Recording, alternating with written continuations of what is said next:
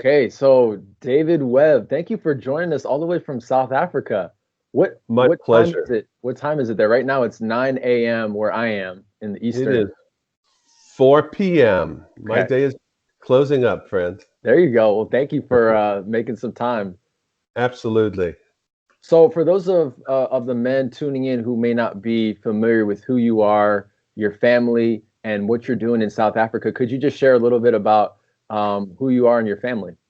Sure, absolutely. We belong to the same church group. My wife and I, we belonged to Every Nation for 35 years. And we got married 31 years ago. Wow. And in the United States, but we moved to Africa a few years later. And we have been in Africa since 95, 25 years. And it has been exciting. It has not been a boring life. We've been very glad to be here, and we've been very glad that we get to take care of orphans. We've start orphanages, and uh, mostly we help to get those children adopted. That's our goal. Some children don't get adopted. We continue to raise them, and some of them are even now into, into university, into tertiary education. But we take care of the kids. We take care of the ones that God says He's the father of the fatherless. So He throws those ones our way, and we take care of them for as long as He tells us to. Wow. And how many kids have over the years have been through the Havens? We haven't kept that number. I Okay. would guess. I would guess it would be around 500, but we Wow. uh, we do we do count the adoptions, and there have been 224 adoptions out of our homes since we've been here. That's amazing. And you guys just experienced a pretty incredible court ruling. I know. Absolutely, absolutely. Yeah. And there's all kinds of funny things that go on in the government, and so you're never sure if you're really being harassed or if that you just lost in the system. But we did have to finally ask the government via a judge to register us as children's homes, which is really going to help us to expand in the future. We're so grateful and delighted. That court case has been going on for about 5 years, but thank God it's finished. Amen. Well, you've been married 31 years, Yeah. 25 years in South Africa. How long have you been a part of Every Nation, the network of churches that you belong to? Okay. So um, yeah, 35 years. 35 35 years. years. Yeah. And my wife and I met in the church, and we were married there. Yeah. So that kind of longevity in most important relationship, your relationship Mm. with your wife, and then in your church family, and we're going to get into some of the friendships that you have. What's been kind of the key to that loyalty that you've shown over the years in those different areas? I just have to say, it's been all blessing to me. So it feels like, sure, it's loyalty in a way, but I also know that great stuff comes when you just commit yourself to relationships and stay there. Um, I've been mad at people, and I've been annoyed at things that have happened in the church, and I've fought with my wife, by the way, but you know, the best relationships are the ones you fought through and said, I don't care, I'm sticking here. I'm going to be the I'm going to be the kind of guy that sticks it out. And I've used that phrase many times through the years, that I'm just not going anywhere. Not in the church, not with my friendships, not with my wife. I'm here. I believe there's blessing in it. I believe God helps you and grows you up in the middle of it, and blesses you for it. Well, I feel like I've been a direct beneficiary in that. I can't remember if I told you this, but I know you're aware of the story. When my family moved to Virginia, probably around 20 years ago, we were looking for a church. And at the time, we were carpooling with your family to the private school we were going to. That's And right. Yes. your oldest child, your son, John, who's a good friend of mine, he knew we were looking for a church. And he said, "Hey, you got to come to Grace Covenant Church. There's a bunch of, at that time, they were called the Redskins. There's a bunch of Redskins that go there, and I was a big fan. That's all I needed Okay. to know. And Okay. it's funny what God uses to connect us to each other, because now 20 years later, here I am still at the same church on staff. And it was all because of your family and that conversation with your son. So it's pretty amazing. Well, what's also cool is that, Stephen, we got to be such great friends with your parents, and still are great friends with your Yeah, parents. So no, it's been all blessing for us. it's amazing. So one of the reasons why I wanted to have this conversation with you on friendship I know for a lot of men, the idea of friendship in general is just a challenging thing. Most guys, maybe you have some friends growing up, but then as you get to be an adult and have some of those added responsibilities of work and being maybe a father, some of the guys who are watching, or a husband, that can be more difficult. But you've had some friendships that with other men that have spanned decades. Could Yeah. you talk a little bit about those friendships and what have been some just key ingredients that have allowed those friendships to go that long? I wish there were ingredients, but there's actually only one. And I got to be friends. When I got to be friends with a guy that was really sold out to Christ and to God and to making up their mind that they were going to live well in life, you just never let those friends go. Um, I actually made a list when I was thinking about speaking with you today of like seven great friends that I have had since I became a Christian in 1986, and every one of them I met in church. Wow. Excuse me, that's not quite right. There was one I didn't meet in church, but I did meet him at a prayer meeting at university 40 years ago. Okay. Oh, we'll, And we'll count that then. we'll count that, yes. um, but I have to say, many people, there's numerous guys I went to university with that I'm still friends with, but close friends, intimate friends. If something big was going on in my life, would I make sure they knew about it? Would I ask them, to pray and let them know that something was wrong or that something was really good? No, they're all the guys that I also share a relationship with the Lord with. Mhm. Um, and the other guys are great, and I love them, and I see them, and I visit them when I come to town. But it is different. The intimate friends are the ones that I share Christ with. That's amazing. Yeah. And that one common uh, relationship with Jesus that you have, it sounds like that's what has allowed you to continue even when you do have maybe rough spots in a friendship, or even when the seasons change for you or that friend. Buddy, that's absolutely true because you pick up at the same place, and and you wonder how they are, not just in the natural, whether they're making good money at work, but are they really okay with God, and are they still walking with God, and are they, depending on God, and you begin to ask different questions about those friendships, and when you communicate, you ask different questions. Mm. It'd be shocking to tell you that some of these guys, my eight best friends, um, I couldn't tell you clearly like what work they do because we don't talk about that. Mm. Wow.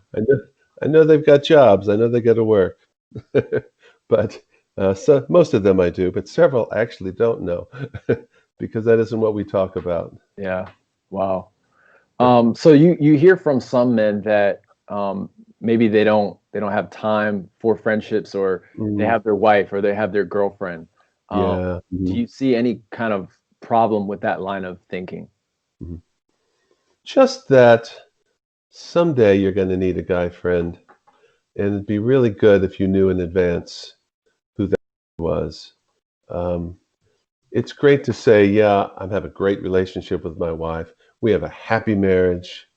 And yet, time seems to indicate that someday you will have a falling out with your wife, and that someday you will um, perhaps be really attracted to someone who is not your wife. And in those days, you want to know who you're going to call, who you're going to pick up the phone and say, help. Pray with me. I've got a problem here. Um, I'm battling whatever, lust, a desire to do something dishonest, um, desire to, step away, however briefly, from my, marital relationship. You need somebody you're going to call and say, help, you know, stand with me, pray with me. Um, I don't want to be that guy. Mhm. I want to be somebody that people, especially my wife, especially my kids, are able to look up to. That's amazing. Mm, Now, mm. this is a little bit off script, but as you were talking about that, would you mind sharing just from your life, maybe something with a challenge that you had with the Havens, or Mm, just personally that mm. you were able to call on a friend who was support for you during one of those times? Absolutely.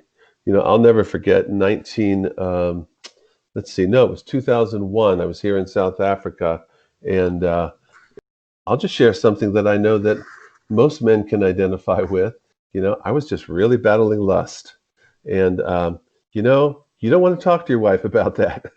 uh, I actually know some mature relationships where the husband and wife do have that discussion, but I couldn't, not in 2001. And I was going to call a friend and found out he was out of town. I couldn't get a hold of him. And I was fairly new in South Africa. I didn't know anybody, didn't know many people, I should say. And I said, okay, Lord, you tell me who to call, and I'm going to call him. And I felt like, the idea dropped into my mind, call Roger. Roger was the assistant pastor at our church at that time. And so I called him, and we had a long talk, and he prayed for me. And guess what? That became one of my very best lifetime friends. And Mm. I often think, if I hadn't in a moment of need reached out to him and said, please help, would that even have ever happened? Wow. Um, I know that sometimes it's difficult to open up, for guys especially, and to share, the dark secrets of your heart. But, you know, it's good for you. It's Mm. really good for you. And as a bonus, the Lord will usually make those guys you opened up to some of your very best friends. And that has happened to me over and over and over and over again. Probably it accounts for, almost every name on my lifetime list of Wow. dear friends. Yeah. So it sounds like some of your struggles and the challenges that you're having, you opening up about those actually became the conduit for those relationships to really strengthen. Absolutely. Yeah. Absolutely. And in every case, I found that these guys came to the table. They said, okay, great. They felt honored to be called and said, let's deal with this. Let's have coffee. We're going to meet together. We're going to pray together. We're going to deal with this. Thank you, Jesus. Yeah. Wow. Now, Mm. what encourages me, just to hear about I mean, to have, you said, is it 8 friends, lifelong, or not Yeah. lifelong, decade long? Yeah. Uh, Um, I know how busy you are in terms of, I mean, how many kids do you have and grandkids now too? just the 7 kids and just one grandchild. Okay, just 7. Yeah, I like that. Just 7 kids. Um, and then obviously, being a husband and being a leader at your church, and then with the Havens running that. So if you can make time for friendship, then I feel like none of us have an excuse. No Um, excuse, buddy. No excuse. you Absolutely. busted the curve, so to speak. But um, what is that? What do those friendships look like? Because when you grow up, you play sports, you have friends in the neighborhood, you go to school, and Mm, so there's this constant bumping into each other, yeah. rubbing shoulders. That's kind of natural. But as you get older, it's harder. I feel like, to really maintain those relationships. What does it practically look like for you to Well, maintain those friendships? yeah. On the practical side, it means that currently, I'm looking at my list.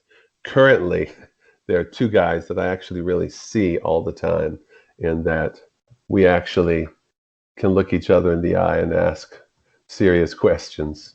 Um, And yet, I look again and I say, okay, but four of these guys, when I do see them, and those guys are all Americans, and I would say, yeah, once a year I'm going to see them, and then we're going to look each other in the eye and have really intimate conversation. And then there's a couple of guys I see every 2 or 3 or 4 or 5 years, and yet when we see each other, we're going to look each other in the eye and say, no, really, how are you? How are you Mm, doing? How have things been in these last few years since I've seen you? So there's a seriousness that is always there. By the way, there's fun too. A lot of these guys I just like to laugh with, yeah. um, but I know that there's a place we can go quickly and make sure that we're really all right Mm, with God, with our wives, with our other friends, with our ministry. Um, yeah, so yeah, some of it's quite sporadic, but there's always one or two that you say, yeah, but I'm really connected with them. I mm, absolutely, I've seen them in the last week. I will see them next week, and mm. we'll still connect at a deep level. And that's that's in a way freeing to hear you say that too. That Mm, while you have these eight friends, it's not like mm, every week you're in communication with all of them. It's maybe one or two that you're really close with because of proximity, and then the others that's you kind right. of pick up where you left off. That's right. That's exactly right. Yeah. Hmm. So I see a lot of guys, or maybe some guys watching who might think I'd love to have those kind of friends, but I don't. Mm, I don't have anyone around me who is a friend to me, and maybe taking more of a passive approach of like waiting for a friend to come along. hmm. But it sounds like you've taken a very different approach in just intentionality. Could you talk a little bit about that?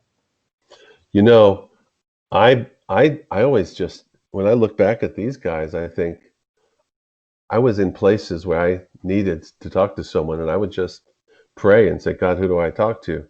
And honestly, it was never obvious to me.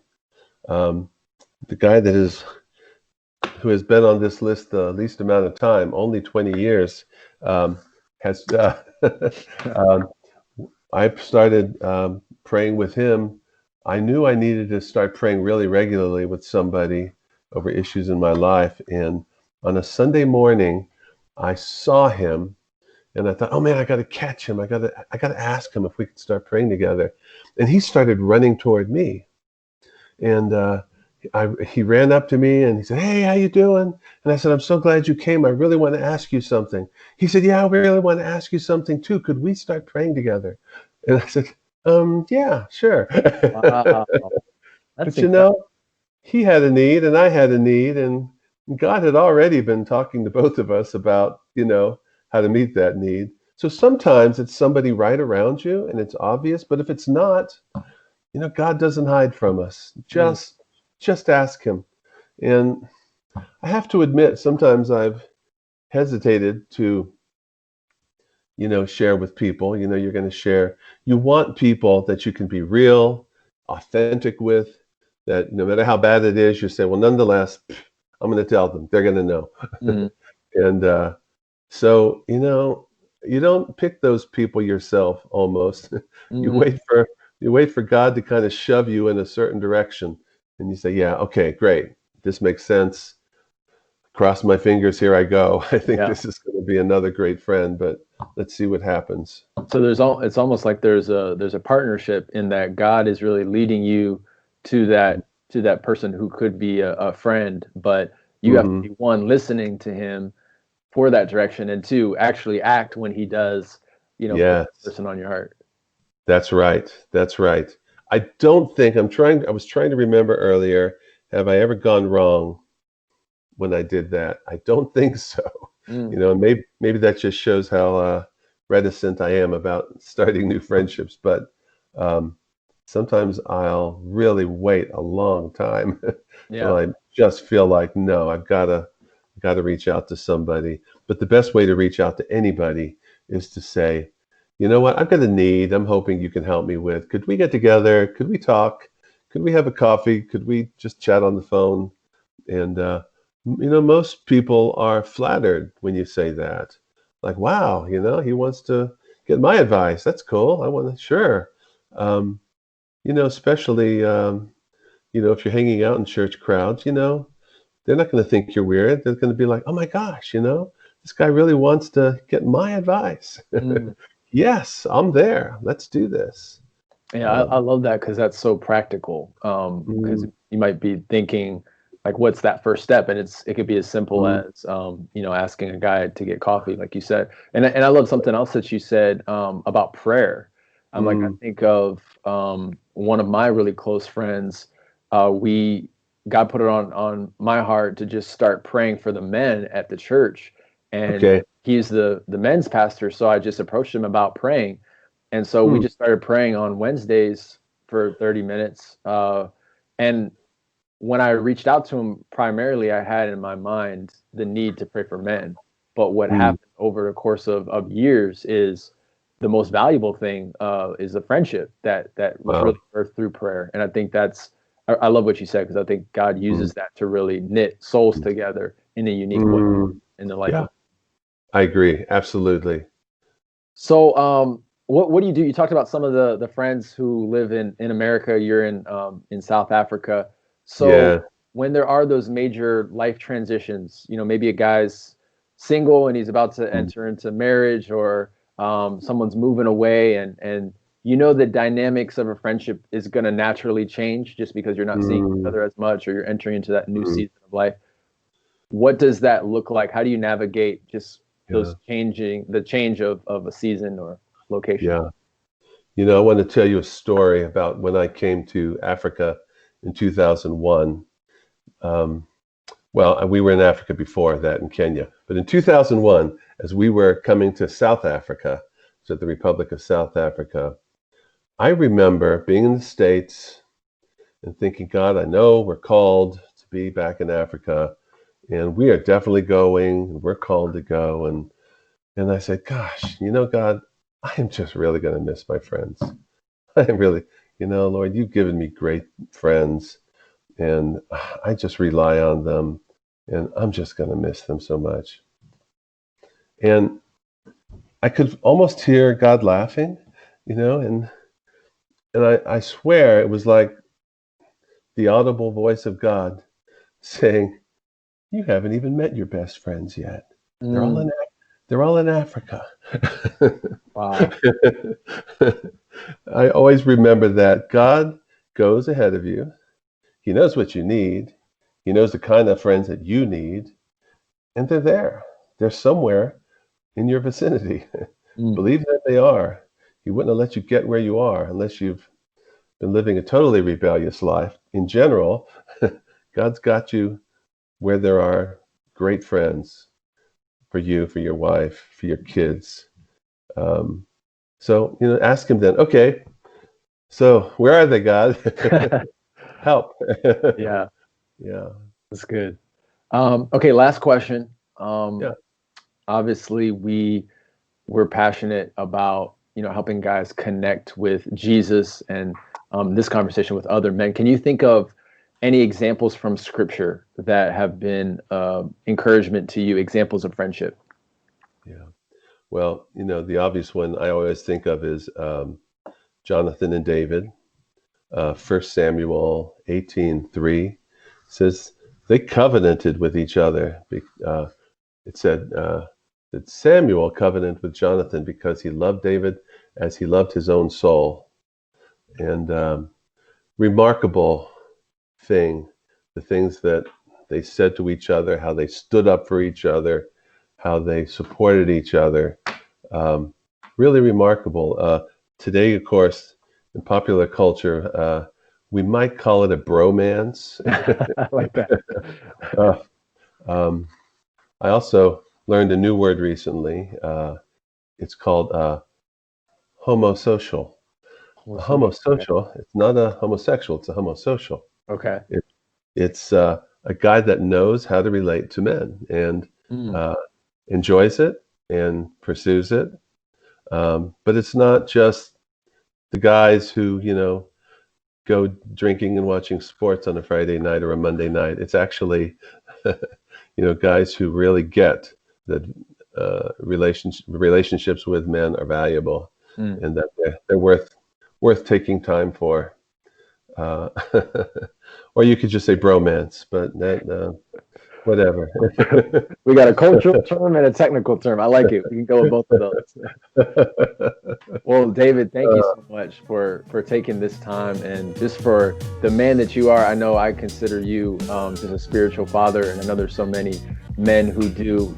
So thank you so much for your life and just the model of friendships that you've built. That is an encouragement to us all.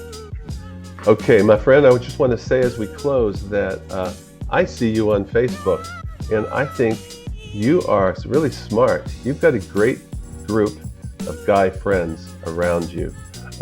I can see it. Most of them I know by name, not all of them, but you obviously are really getting this already. So God bless you.